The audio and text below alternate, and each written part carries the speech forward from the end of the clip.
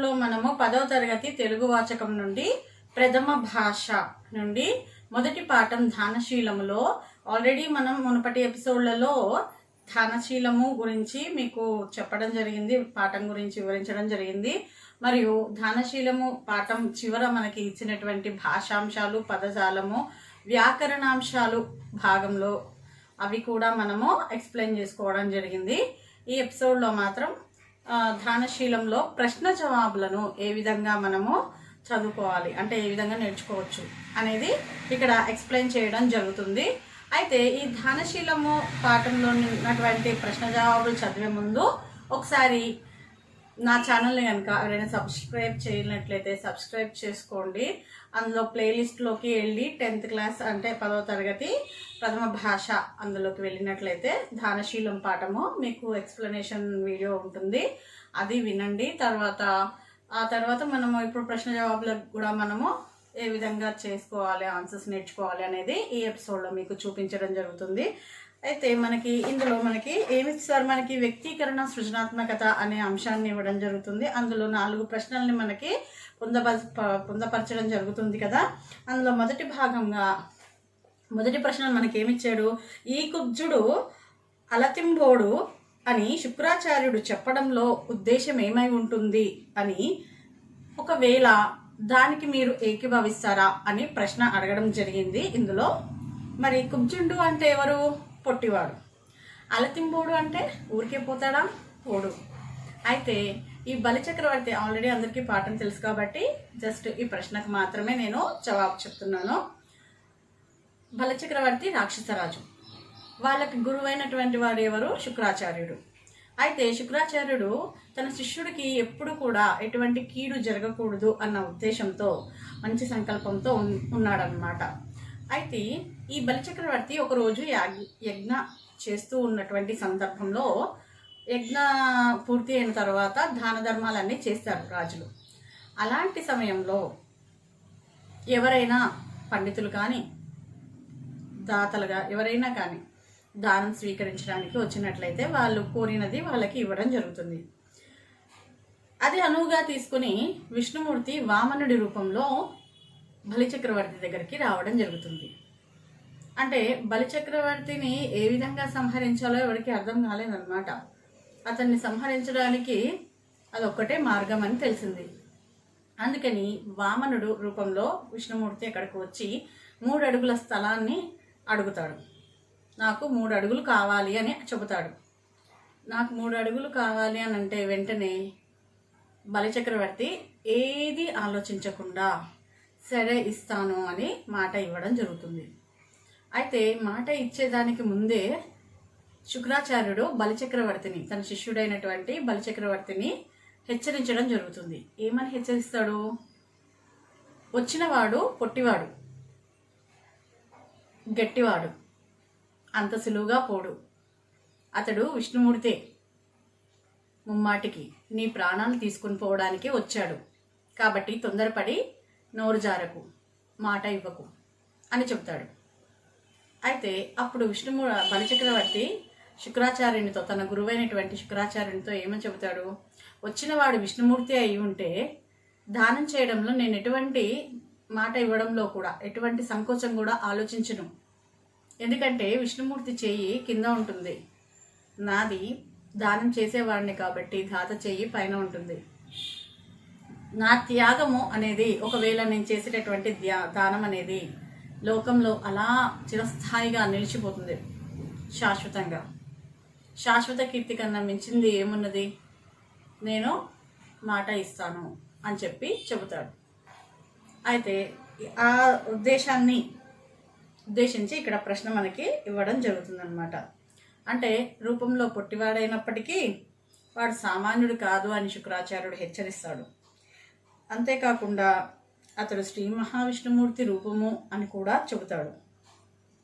ఎవరిని తక్కువ అంచనా వేయద్దు అని కూడా చెబుతాడు. ఇది శుక్రాచార్యుడు బలిచక్రవర్తితో చెప్పినటువంటి విషయాలన్నమాట. ఈ కుబ్జుండు అలతింబోడు అంటే ఈ పొట్టివాడు రూపంలో వచ్చినటువంటి ఈ కుజుండు అంత తొందరగా పోయేవాడు కాదు అని శుక్రాచార్యుడు బలిచక్రవర్తితో చెప్పినటువంటి మాటలు. ఇక మనం దీనిని ఏకీభవిస్తామా అని అంటే, కేవలం రూపంలో పొట్టివాడైనంత మాత్రాన ఎవరిని తక్కువ చేసి చూడొద్దు అనే భావన అనేది ఇక్కడ మనకి కనిపిస్తుంది. బలిచక్రవర్తి ఇందులో చేసిన దానికి నేను ఏకీభవిస్తాను అని చెప్పవచ్చు. ఈ విధంగా మనం ఈ ప్రశ్నకి జవాబు రాయవచ్చు. ఇక హాలికునికి కావలసినటువంటి వసతి సౌకర్యాలు ఏ విధంగా ఉంటే అతడు తృప్తి చెందుతాడు అని అన్నాడు. హాలికుడు అంటే ఎవరు? మొట్టమొదటిగా రైతు. హాలికుడు అంటే ఎవరు? రైతు. అంటే రైతుకు కావలసినటువంటి వసతి సౌకర్యాలు ఏవైతే ఉన్నాయో అవన్నీ మనం ఆ రైతుకు కల్పించినట్లయితే ఆ రైతు ఏం చేస్తాడు? మంచి పంటను పండించడానికి అవకాశం అనేది ఉంటుంది ఆ రైతుకి. అంటే తృప్తి చెందుతాడు. ఏ విధంగా తృప్తి చెందుతాడు అని అంటే, హాలికుడికి మంచి విత్తనాలు ఇవ్వాలి, మేలు రకం విత్తనాలను ఇవ్వాలి, నాగలి పనిముట్లను ఇవ్వాలి. అంతేకాకుండా ఏ రైతైతే తాను బంగారం లాంటి పంటను పండించాలి అని అనుకుంటాడో అలాంటి రైతుకి మంచి నేలను కూడా ఇవ్వాలి. నేల మంచిగా ఉంటే, విత్తనాలు మంచిగా ఉంటే, నీటి సదుపాయాలు మంచిగా ఉంటే ఆ రైతు చక్కని పంటను, బంగారం లాంటి పంటను పండిస్తాడు కదా. అప్పుడు నిజంగా రైతు తృప్తి పడతాడు కదా. ఇదండి దానికి రాయాల్సినటువంటి ఆన్సర్. సిరి మూట కట్టుకొని పోవంజాలిరే మూడవ ప్రశ్న అనడంలో బలిచక్రవర్తి ఆంతర్యమేమై ఉంటుంది? ఆంతర్యము అంటే ఏంది? అందులో దాగి ఉన్నటువంటి అసలు విషయం, అసలు నిజం, రహస్యం. సిరి మూట కట్టుకొని పోవంజాలరే, డబ్బుని మూట కట్టుకొని పోవడంలో ఏంటి ఆంతర్యము? నిజంగానే డబ్బును మూట కట్టుకొని పోతారా? చనిపోయేటప్పుడు ఎవరైనా పోరు కదా. పూర్వం ఎందరో రాజులు ఎన్నో రాజ్యాలు చక్రవర్తి అంటే ఏంది? ఒక 5-6 రాజ్యాలకి అధినేత.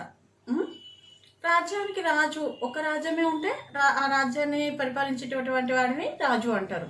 అదే 4-5 రాజ్యాలని కూడా చూసుకునేటటువంటి వారిని ఏమంటారు? చక్రవర్తి అంటారు. అవునా? అయితే ఎంతోమంది రాజులు పూర్వము ఎన్నో రాజ్యాలను సంపాదించారు, ఎంతో సంపదను సంపాదించారు. కానీ వారు పోయేటప్పుడు ఏదైనా కొంచెమైనా తీసుకుని వెళ్ళగలిగారా? వాళ్ళు సంపాదించినటువంటి సంపదను ఏమైనా తీసుకుని వెళ్ళగలిగారా? వెళ్ళలేకపోయారే. మరి ఏం చేయాలి? ఈ సిరి అంతా, ఈ సంపదనంతా మూట కట్టుకొని పోగలమా? పోలేము. ఏం మూట కట్టుకొని పోతామో? మనం బ్రతికి ఉన్నప్పుడు చేసినటువంటి త్యాగం కానీ, లేదా దానం కానీ, లేదా పుణ్యం కానీ, వీటిని మాత్రమే తీసుకుని వెళ్ళగలుగుతాము. అంతేకాని ఈ సంపదలను, మనం సంపాదించినటువంటి సంపదలని మనం తీసుకుని వెళ్ళలేము అని చెప్పి బలిచక్రవర్తి శుక్రాచార్యునికి చెప్తున్నటువంటి సందర్భంలో అన్నమాట ఈ మాట. సిరి మూట కట్టుకొని పోవంజాలరే అనే ఈ పదము. అయితే సంపదలు శాశ్వతమైనవి కావు అని చెప్పి బలిచక్రవర్తి తన గురువైనటువంటి శుక్రాచార్యునికి హితబోధ చేస్తున్నాడు అనమాట. అందుకని ఈ మాట కనుక నేను తప్పకుండా ఆయనకి దానం చేసినట్లయితే నా పేరు ప్రతిష్టలు కూడా శాశ్వతంగా అలానే నిలిచిపోతాయి కదా. ఏ విధంగా అంట? శిబి చక్రవర్తి, కర్ణుడు, ఇలాంటి వాళ్ళందరూ లోకంలో చిరస్థాయిగా వాళ్ళ పేర్లు నిలిచిపోయినాయి కదా. వాళ్ళలాగా నా పేరు కూడా, రంతిదేవుడు, ఇలాంటి వాళ్ళందరూ కూడా నిలిచిపోయాయి కదా. వాళ్ళ దానిలోనే నా పేరు కూడా ఉండిపోతుంది, చిరస్థాయిగా నిలిచిపోతుంది. ఈ డబ్బు ఎంత సంపాదించినా కానీ అది బతుకున్నంత వరకే, చనిపోయిన తర్వాత దీన్ని తీసుకుని పోలేము అనే అర్థము ఇందులో స్ఫురించడం జరుగుతుంది. నెక్స్ట్, ఆడిన మాట తప్పకూడదు. ఎందుకు ఆడిన మాట తప్పకూడదు అంటే ఏంటి? ఏదైనా ఒక మాట ఇచ్చినట్లయితే ఆ మాటని ఎట్టి పరిస్థితుల్లో కూడా, ఎటువంటి పరిస్థితులు, ఎటువంటి బాధలు, కష్టాలు వచ్చినా కానీ ఆ మాటను మాత్రం తప్పకుండా నిలబెట్టుకోవాలి అనే ఉద్దేశంలో ఈ ప్రశ్నను అడగడం జరిగింది. మరి ఈ పాఠానికి సంబంధించి ఆడిన మాట తప్పకూడదు అనే దానిలో ఎందుకు చెప్పడం జరిగింది అని అంటే, మనం చేయలేని పని ఏది ఉండదు, ప్రతి ఒక్కటి మనం చేయగలుగుతాం అనుకోవాలే. కానీ అలా చేస్తాను అని మాట ఇచ్చిన తర్వాత ఆ మాటని మాత్రం ఎటువంటి పరిస్థితుల్లో కూడా తప్పకూడదు. భూదేవి పూర్వము అని బ్రహ్మదేవుడితో చెప్పిందట. ఏమని? బలిచక్రవర్తి శుక్రాచార్యునితో చెప్తున్నాడు ఈ సంగతి. అసత్యం ఆడినటువంటి వాడినైనా భరిస్తానేమో, అబద్ధం ఆడినటువంటి వాడినైనా భరిస్తానేమో, దొంగతనం చేసినటువంటి వాడిని కూడా భరిస్తానేమో, మోసం చేసినటువంటి వాడిని కూడా నేను భరిస్తానేమో, కానీ ఆడిన మాట తప్పినటువంటి వాడిని నేను భరించను అని చెప్పి భూదేవి బ్రహ్మదేవుడితో ఒకానొక సమయంలో చెప్పిందట. ఆ విషయాన్ని బలిచక్రవర్తి శుక్రాచార్యునికి తెలియజేశాడు. మరి నేను ఏ విధంగా తప్పగలను గురువర్య ఆడిన మాటని అని చెప్పి గురువు అయినటువంటి శుక్రాచార్యునికి తెలుపుతున్నటువంటి సందర్భంలో ఈ ప్రశ్నను మనల్ని అడగడం జరిగింది. అంటే ఈ విధంగా ఆడిన మాటను తప్పినట్లయితే మనకి ఈ లోకంలో విలువ అనేది ఉండదు కదా. ఏం మిగులుతుంది ఆడిన మాట తప్పితే అని చెప్పి భూదేవి అంటే చెప్పిన విషయాలను శుక్రాచార్యునికి గుర్తు చేస్తున్నటువంటి సందర్భంలోనిది. ఇదండి మనకి స్వీయ అంటే వ్యక్తీకరణ సృజనాత్మకతలో అంశంలో భాగంగా అడిగినటువంటి ప్రశ్నలు. ఇక మనకి తదుపరి మనకి కొన్ని ఆలోచించండి చెప్పండి అనే ప్రశ్నలను కూడా ఇవ్వడం జరుగుతుంది. అయితే మనం ప్రతి దానికి ఆలోచించండి చెప్పండి అనే దానిలో మీరు చూసినట్లయితే మనకి 4 భాగాలుగా 5 భాగాలుగా మనకి ఇందులో ఇవ్వడం జరుగుతుంది. వాటిని కూడా మీరు అభ్యాసం చేయాలి. అంటే అభ్యాసం అంటే ఏంది? ఒకసారి వాటిని కూడా రివైజ్ అనేది చేయండి. ఒకసారి చదువుకుంటే అందులో ఏమున్నది అనేది మీకు తెలుస్తుంది. ఏ విధంగా మనం అటెండ్ చేయగలుగుతాం అనేది కూడా మీకు అర్థమవుతుంది అన్నమాట. ఒకసారి చూద్దాము. శుక్రుడు బలిచక్రవర్తితో వలది దానము గీనము అని ఎందుకు హెచ్చరించాడో ఊహించండి అన్నాడు. అంటే వలది దానము గీనము వద్దు, ఈ దానాలు ఈ గీనాలు ఏమీ వద్దు మనకి, నువ్వు ఇవన్నీ మాటలు ఇవ్వకు, దానం ఇస్తాను, అది ఇస్తాను, ఇది ఇస్తాను అని చెప్పి మాట ఇవ్వకని కూడా చెప్పాడు అన్నమాట. అంటే ఎందుకన్నాడు అని అంటే ఆ వామనుడి రూపంలో వచ్చింది సాక్షాత్తు శ్రీ మహావిష్ణువు అని అనుకున్నాడు కాబట్టి దానం ఇవ్వద్దు అని అనుకున్నాడు అనమాట. అది గ్రహించాడు అనమాట. ఆ విషయం చెప్పాలి బలిచక్రవర్తికి. ఎందుకంటే 3 అడుగులు దానం చేస్తే విష్ణువు 3 లోకాలని ఆక్రమించేస్తాడు. ఆ 3 అడుగులతో 3 లోకాలను ఆక్రమిస్తాడు. బ్రహ్మాండాన్ని మొత్తం నిండిపోతాడు. చక్రవర్తి నశిస్తే అతని వంశము, రాజ్యము అన్నీ కీర్తి అన్నీ నాశనమైపోతాయి కదా. గొప్పతనము మొదలైనవన్నీ నాశనమైపోతాయి కదా.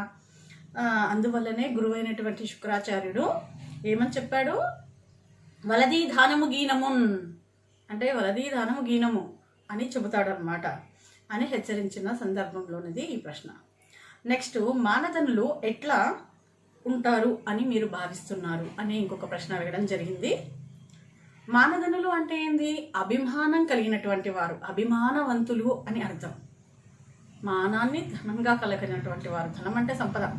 అందరి దగ్గర సంపద ఉంటుందో ఉండదో తెలియదు, కానీ కొంతమంది దగ్గర మాత్రం అభిమానం అనే దాన్నే ధనంగా భావించుకొని జీవించేటటువంటి వాళ్ళు ఉంటారు. అభిమానవంతులు. ఒక మాట కూడా పడరు, తప్పు చేయరు. తప్పు చేసినా చెయ్యకున్నా కానీ అంటే తప్పు చేయరు వాళ్ళు.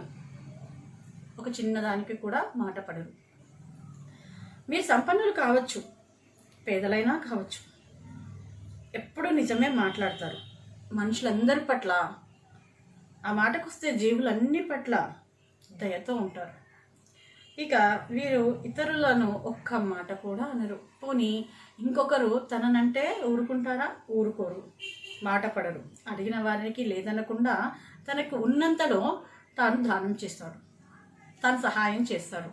అలాంటి వారిని మానధనులు అంటారు, పుణ్యాత్ములు అని కూడా చెప్పడం జరుగుతుంది. ఇక 3వ ప్రశ్న, కీర్తిని సంపాదించడమే గొప్పదని చెప్పినటువంటి బలిచక్రవర్తి మాటలను మీరు ఏ విధంగా సమర్థిస్తారు అని అడగడం జరిగింది. దీనికి సమాధానంగా అర్థం, కామం, కీర్తి ఈ జీవనాధారం. అయితే ఈ 4గింట్లో ఏది అడిగినా కానీ, ఎవరు అడిగినా కానీ ఇవ్వడం బలిచక్రవర్తికి ఉన్నటువంటి ఒక నియమం. ఏమేంటి? అర్థం, కామం, కీర్తి. జీవనాధారం. జీవనాధారం అంటే జీవితానికి కావాల్సినటువంటి ఆధారమైనటువంటి వస్తువులు. కీర్తి, పేరు ప్రతిష్టలు. కామం, కోరికలు. అర్థం, ధనము, సంపద. ఇవి నాలుగింట్లో ఏది అడిగినా కానీ బలిచక్రవర్తికి ఇవ్వడంలో ఎటువంటి సంకోచం ఉండదు, ఇచ్చేస్తాడనమాట. శ్రీ మహావిష్ణువు వామనుడి రూపంలో వచ్చి బలిని 3 అడుగుల నేలను దానం ఇవ్వమని అడిగాడు. పొట్టివాడి రూపంలో వచ్చినటువంటి విష్ణువు బలిని అణగదొక్కడానికి మాత్రమే వచ్చాడని తెలుసుకున్నటువంటి ఈ బలిచక్రవర్తి యొక్క గురువైనటువంటి శుక్రాచార్యుడు ఏ విధంగానైనా కానీ అది అడ్డుకోవాలని అనుకుంటాడు, ప్రయత్నిస్తాడు. కోరి వచ్చిన వామనునికి దహనం ఇస్తే తాను నశిస్తాడు అని కూడా బలిచక్రవర్తికి హెచ్చరించడం జరుగుతుంది. ఇక దానం ఇయ్యకపోతే ఈ నియమాలను చేటు వచ్చి తనకి అపకీర్తి వచ్చేటటువంటి ప్రసక్తి కూడా ఉన్నది అని చెప్పి బలిచక్రవర్తి శుక్రాచార్యునికి చెప్పడం జరుగుతుంది. ఎన్నో ఏళ్లుగా పాటిస్తున్నటువంటి నియమం వల్ల కలిగినటువంటి పుణ్యం కాస్త ఈ ఒక్క దానితో పోతుంది కదా అని కూడా సర్వనాశనం అయిపోతుంది, దానివల్ల నేను అపకీర్తిని మూటగట్టుకుంటాను కదా అని చెప్తాడు. సరే, ఒకవేళ ఈ కోరిక వల్లనే ఈ వామనుడు నా ప్రాణాలనే తీయడానికి వచ్చినట్లయితే కీర్తిని సంపాదించడమే గొప్పదని భావించినటువంటి బలిచక్రవర్తికి ఇది ఒక సదాకోశంగా చెప్పవచ్చును కదా అని చెప్తున్నటువంటి సందర్భంలో ఉంది ఈ ప్రశ్న. తిరగని నేరదు నాదు జిహ్వ అన్నాడు కవి. దీనిని బట్టి మీకేం తెలుస్తుంది అనంటే, మానవులందరికీ సాధారణంగా జిహ్వ అంటే నాలుక ఎటు తిప్పితే అటు తిరుగుతుంది.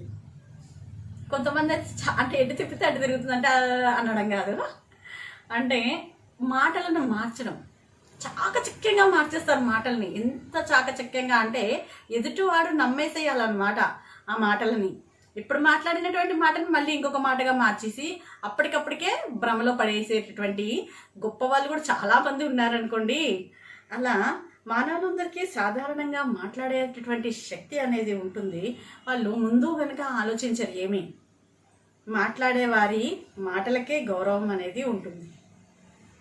అంటే నోరు మంచిదైతే ఊరు మంచిదవుతుంది అన్నట్టు, ఒకసారి మాట ఏదన్నా తూలామనుకోండి, అది మంచిదైతే అందరూ మనకు మంచి స్నేహితులు అవుతారు, లేదంటే అందరూ శత్రువులుగానే మారుతారు. కాలు జారినా కానీ వెనక్కి తీసుకోవచ్చేమో కానీ మాట జారితే మాత్రం వెనక్కి తిప్పుకోలేమండోయ్. కానీ అలాంటి వాళ్ళు కూడా, అంటే దాన్ని కూడా బొమ్మని పిమ్మిని చేసేటవాళ్ళు కూడా ఉన్నారనమాట. ఆడిన మాట నిలబెట్టుకున్న వాడికే విలువ అనేది ఉండడం జరుగుతుంది. బలిచక్రవర్తి మానధనుడు, అడిగినది లేదనకుండా దానం చేసేటటువంటి మహాదాత అతను. బలిని అణచడానికి వచ్చినటువంటి వామనునికి దానం ఇవ్వవద్దని శుక్రాచార్యుడు హితబోధ కూడా చేయడం జరిగింది. అన్నీ విన్నటువంటి బలి ప్రాణం పోయినా సరే ఆడిన మాటను తప్పను అన్నాడు. నా నాలిక అసత్యం పలకదని చెప్పడం ద్వారా బలిచక్రవర్తి సత్యనిష్ట అనేది మనకి తెలుస్తుంది. అంతేకాకుండా దానశీలము అంటే దాన గుణశీలాలు కూడా, అంటే అతనికి ఉన్నటువంటి దాన గుణం మీద అతని శీలం కూడా మనకి తెలవడం జరుగుతుందన్నమాట. అంటే ఏంటి, అతని ప్రవర్తన, అతని బిహేవియర్ ఎలా ఉన్నది అనేది మనకి కనిపిస్తుంది అన్నమాట. ఎదుటివారు అడిగినటువంటి దానిని ఇవ్వడంలో ఎటువంటి తృప్తి ఉంటుంది, మీ అనుభవాలు చెప్పండి అన్నాడు. అంటే పాఠాన్ని ఉద్దేశించి బలిచక్రవర్తికి ఏ విధంగా ఉందో అది మీకెలా అనిపిస్తుంది? అతడైతే ఎదుటివాడు అడిగిన దాన్ని ఇచ్చి చాలా తృప్తి పొందుతాడనమాట ఇవ్వడం వల్ల. మరి ఎదుటివాడు అడిగినది మీ దగ్గర ఉన్నప్పుడు అది మీరు వాళ్ళకి ఇవ్వడం వల్ల మీలో ఎలాంటి తృప్తి అనేది ఉంటుందో మీ మాటల్లో చెప్పమని చెప్తున్నాడు. అంటే ఎదుటివారు అడిగిన దానిని ఇవ్వడంలో ఎంతో తృప్తి అనేది మనకి ఉంటుంది. సాటిస్ఫాక్షన్. తృప్తి అంటే ఏంటి? సాటిస్ఫాక్షన్. ధనం కానీ మనకు అవసరమైన దానికంటే ఎక్కువ ఏదైనా కానీ ఎదుటివారికి అవసరమైనప్పుడు ఇవ్వడం వల్ల ఎంతో తృప్తిగా మనకి అనిపిస్తుంది. చూడండి, చిన్నప్పుడు మనకి పాఠం చెప్తున్నప్పుడు మనకు వచ్చేసింది, కొన్ని క్వశ్చన్స్ వచ్చేసినాయి, ఆన్సర్స్ వచ్చేసినాయి, కానీ మన పక్కన వాళ్ళకి రాలేదవి. వాళ్ళు అడిగారు మనకి ఎలాగో. ఒకసారి పాపం టీచర్ చెప్పింది వాళ్ళకి అర్థం కాలేదు. టీచర్ని అడగాలంటే భయమేసి తన పక్కన ఉన్నటువంటి సహచరుణ్ణి అడిగారు. అడిగితే అప్పుడు మనం చెప్పడంలో ఎంత తృప్తిగా ఉంటుంది అంటే వాళ్ళకి అర్థమయ్యేటట్టు మనం చెప్పడంలో మనకి తృప్తి అనిపిస్తుంది కదా. ఒకవేళ మన దగ్గర ఉన్నటువంటి వస్తువులు పక్కన వారి దగ్గర లేకపోతే వాళ్ళు దానిని అడిగినప్పుడు మనం ఇస్తే మనకి ఎంత అంటే వాళ్ళు తీసుకున్నప్పుడు వాళ్ళ ముఖంలో ఉన్నటువంటి సంతోషం అది చూసి మనకి ఎంత ఆనందం కలుగుతుంది. అది ఇక్కడ మనకి ఇవ్వడం చెప్పారనమాట. అంటే సపోజ్ మీ స్నేహితుడే ఉన్నాడు, పరీక్ష రాస్తున్నప్పుడు మధ్యలో వాడి పెన్ను అయిపోయింది. మీ దగ్గర 1కి 2 ఉన్నాయి ఎక్స్ట్రా. ఎక్కడ ఎవరిని అడిగినా కానీ అబ్బాయికి పాపం పెన్ను ఇవ్వలేకపోయారు, అబ్బాయి పరీక్ష రాయలేకపోతున్నా చాలా బాధపడిపోతున్నాను. చివరికి నువ్వు కనిపించావు, నిన్ను అడిగాడు, నువ్వేం చేస్తావు, నీ దగ్గర ఉన్నాయి కదా, అందుకని అందులో నుంచి ఒక పెన్ ఎక్స్ట్రా ఉంటే తీసిచ్చావు. వాడు ఎంతో సంతోషంతో చాలా ధన్యవాదాలు థ్యాంక్స్ చెప్తూ ఆ పరీక్ష రాసేసి విజయవంతంగా రాసేసి వచ్చిన తర్వాత చాలా థ్యాంక్స్, నిజంగా నువ్వు కనుక ఆ సాయం చేయకుండా ఉండినట్లయితే నేను ఆ పరీక్ష సరిగ్గా అసంపూర్తిగా ఉండిపోయేది నా పరీక్ష, ఇప్పుడు నేను పూర్తిగా చక్కగా రాయగలిగాను అని ఎంతో సంతోషంతో చెప్పినప్పుడు మీకు ఎంత ఆనందం కలుగుతుంది ఆ విషయం విని. అలాంటి అనుభవం మీకు ఏదైనా ఉంటే ఒకటి రాయండి అని చెప్పారనమాట. నెక్స్ట్ క్వశ్చన్కి వద్దాం. పొడవున గురచేయి అని కవి ఎవరిని ఉద్దేశించి ఎందుకని ఉంటాడు? గురచేయి అంటే ఏంది? చిన్నగా అయిపోవడం. మహర్షులకు పుణ్యాత్ములకు అయినా సరే తేలికగా దర్శనం ఇవ్వనటువంటి వాడు విష్ణుమూర్తి. మరి పొట్టివాడిగా వచ్చాడు అని భావం కూడా ఉంది. కవి ఇందులో మనకి శ్రీ మహావిష్ణువును ఉద్దేశించి ఈ మాటలను అన్నాడట. ఎప్పుడు చూడు యజ్ఞ యాగాదులు ఇంకా లెక్కలేనటువంటి పుణ్యకార్యాలు చేసినప్పటికీ విష్ణువుని చూడడం చాలా సాధ్యం అన్నమాట.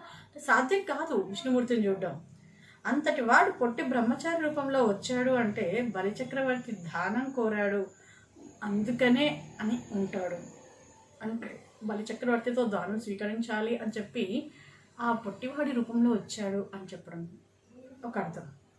మాట తిరగలేరు మానధనులు అన్న మాటని మీరు సమర్థిస్తారా? ఎందుకు అని చెప్తున్నాడు. సమర్థిస్తాను. ఎందుకు అంటే ఆడిన మాట తప్పకుండా పాటించడం గొప్ప గుణం. మాట బంగారం వంటిదైతే మౌనం వెండి వంటిది అంటారు. సమాజంలో ఇచ్చినటువంటి మాట నిలబెట్టుకున్న గౌరవం అనేది ఎక్కువ, అంటే నిలబెట్టుకుంటే గౌరవం అనేది మనకు పెరుగుతుంది. ఎన్నో కష్టాలు ఎదురైనప్పటికీ కూడా హరిశ్చంద్రుడు, కర్ణుడు మొదలైనటువంటి వారు మాట తిరగకపోవడంలో మహానుభావులుగా కీర్తి పొందారు. కనుక అభిమానం కలవారు ఆడిన మాట తప్పకూడదు అని చెప్పడం ఇందులో ముఖ్య ఉద్దేశం. హరిశ్చంద్రుడి కథ మీరు విన్నట్లయితే అందులో తాను మాట తప్పకుండా ఉండాలి అన్న ఉద్దేశంతో, ఆడిన మాట తప్పకూడదు అన్న ఉద్దేశాన్ని మనసులో పెట్టుకుని అభిమానవంతుడు కాబట్టి తాను రాజ్యాన్ని అంటే చక్రవర్తి అతను హరిశ్చంద్రుడు. అలాంటి రాజ్యాలన్నింటిని వదిలేసుకున్నాడు. రాజ్య సంపదను, రాజ్యలక్ష్మిని వదిలేశాడు. తన సౌభాగ్యవతి అయినటువంటి తన భార్యని కూడా వదులుకున్నాడు. తన కన్న బిడ్డను కూడా పోగొట్టుకున్నాడు. దేనికోసం? మాట మీద నిలబడి ఉండడం కోసం. అలా మాట మీద నిలబడ్డాడు కాబట్టే ఎన్నో యుగాలైనా కానీ ఇంకా అతడి కీర్తి చిరస్థాయిగా నిలిచిపోయింది. అతని గురించి మనం చెప్పుకోగలుగుతున్నాం. ఇక కర్ణుడు సాక్షాత్తు ఆ ఇంద్రుడే, అంటే దేవతలకు రాజైనటువంటి ఆ ఇంద్రుడే వచ్చి బ్రాహ్మణుడి రూపంలో తన కొడుకైనటువంటి తన వరప్రసాది అయిన కొడుకును అర్జునుడిని రక్షించుకోవడానికి కర్ణుడికి స్వతహాగా పుట్టుకతో వచ్చినటువంటి కవచ కుండలాలు ఉంటే అతన్ని సంహరించలేమని తెలుసుకొని ఆ కవచ కుండలాలను తీసుకోవడానికి వచ్చాడు. దానం అడిగాడు. భవతీ భిక్షాం దేహి అంటూ. సూర్యుడు అంటే కర్ణుడి తండ్రి, సూర్యుడు వెంటనే అది గ్రహించి నీ దగ్గరికి బ్రాహ్మణుడి రూపంలో ఇంద్రుడు వస్తున్నాడు నీ కవచకుండలాలు అడగడానికి, నీవు పొరపాటును కూడా కవచకుండలాలను ఇవ్వకు, అవే నీకు రక్ష, శ్రీరామ రక్ష అన్నట్టుగా చెప్తాడనమాట. అప్పుడు తండ్రికి చెప్తాడు, తండ్రి అయినటువంటి సూర్యభగవానుడికి చెప్తాడు కర్ణుడు, తండ్రి సాక్షాత్తు ఆ అంటే ఆ దేవేంద్రుడే వచ్చి నన్ను భవతీ భిక్షహం దేహి అంటూ అడిగితే నేను ఇవ్వను అని చెప్పి ఏ విధంగా చెప్పగలను? ప్రాణం అనేది ఎప్పటికైనా పోయేదే, శాశ్వతం కాదు. కీర్తి మాత్రం శాశ్వతంగా నిలిచిపోతుంది. అతడు వచ్చి అడిగితే కనుక నా ప్రాణాలను సైతం మిమ్మల్ని ఇచ్చేస్తాను అని తండ్రికి చెప్తాడు. అంతటి గొప్పవాడు కాబట్టే ఎప్పుడో జరిగినటువంటి మహాభారత కాలంలో జరిగినటువంటి విషయాలను ఇంకా మనం చర్చించుకుంటున్నాము. అంటే మాటకి ఉన్నటువంటి శక్తి, మాటకి ఉన్నటువంటి గొప్పతనం అనేది ఈ విధంగా ఉంటుంది అనేది ఈ ప్రశ్నలో మనకు చెప్పడం జరిగింది. నెక్స్ట్, బలి చేసినటువంటి దానాన్ని దిక్కులు పొగిడినవని కవి చెప్పినటువంటి దానిని బట్టి మీరే గ్రహించారు. వచ్చినవాడు విష్ణువేనని అందరికీ తెలుసు. బ్రహ్మచారి వేషంలో వచ్చిన అతనికి 3 అడుగులు దానం చేస్తే తాను నశిస్తాడని కూడా బలికి తెలుసు, బలిచక్రవర్తికి తెలుసు. అయినా కానీ ఆడిన మాట తప్పకూడదు అనేటటువంటి నియమం కోసం, కోరి వచ్చిన వారిని లేదనకుండా పంపించడం కోసం, తన వ్రతం కోసం వామనుడికి 3 అడుగుల నేలను ఆయన దానంగా ఇవ్వడం జరుగుతుంది. అరుదైనటువంటి, చాలా తక్కువ ఇలాంటి సన్నివేశాలు, అపూర్వమైనటువంటి ఈ బలి చక్రవర్తి చేసినటువంటి దానాన్ని చూసినటువంటి దిక్కులన్నీ పొగిడే, భళా భళా అంటూ పొగిడే బలి చక్రవర్తిని. పూల వర్షాన్ని కురిపించాయట ఆకాశం నుండి. ఇదండి ఈ పాఠంలో మీకు ఆలోచించండి, చెప్పండి మరియు వ్యక్తీకరణ సృజనాత్మకతలో మీకు ఇచ్చినటువంటి అంశాలు. తర్వాత ఎపిసోడ్లో ఇదే విధంగా 2వ పాఠంలో ఇచ్చినటువంటి ప్రశ్నలకి జవాబులను మీరు నా ఛానల్ ద్వారా తెలుసుకోవచ్చు. కాబట్టి నా ఛానల్ మీరు సబ్స్క్రైబ్ చేసుకున్నట్లయితే అందరికీ సబ్స్క్రైబ్ చేసుకోండి. మరిన్ని విషయాలతో మీ ముందుకి వస్తుంది మీ సుంతా ఛానల్. థ్యాంక్ యూ, ధన్యవాదాలు.